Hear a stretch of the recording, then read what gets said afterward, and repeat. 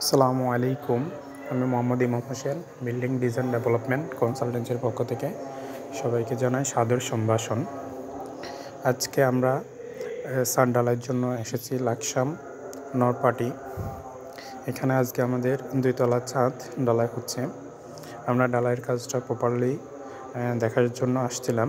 তখন এখানে আসার পর আমরা একটা জিনিস দেখছি, সেটা হলো গিয়ে আমাদের যে বিল্ডিংয়ের ছাদে পাইপগুলো দেওয়া হয়েছে, পাইপগুলো সঠিকভাবে দেওয়া হয়নি।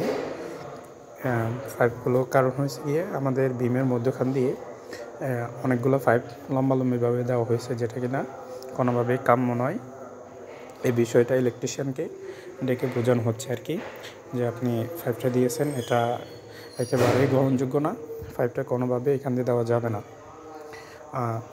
ইলেকট্রিশিয়ান তখন অনেক কিছুই বলতেছে, উনি ওনার মতো বলতেছিল আর কি, যে এটা দেওয়া যাবে, কোনো সমস্যা নাই।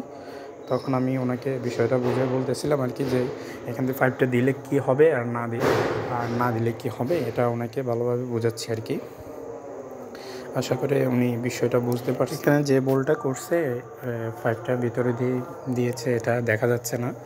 এজন্য আমরা ভিউয়ার্সদের সুবিধার্থে যে কী ভুল করছে এটা তো ভিডিওতে দেখা যাচ্ছে না, তাই আমরা আলাদা একটা ভিডিও এই ভিডিওটার শেষে আমরা দিয়ে দিয়েছি, যেন ভালোভাবে দেখতে পারে এবং কি বুঝতে পারে যে কোন বিষয় নিয়ে কথা বলছি। এখানে দেখা যাচ্ছে যে আমাদের বিমের মধ্যে ওখান দিয়ে পাইপটা নিয়ে গেছে এবং কি অনেক দূর পর্যন্ত ঢালাই করে ফেলছে।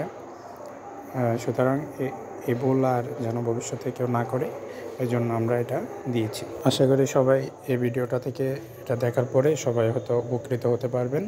সবাইকে ধন্যবাদ। আসসালামু আলাইকুম।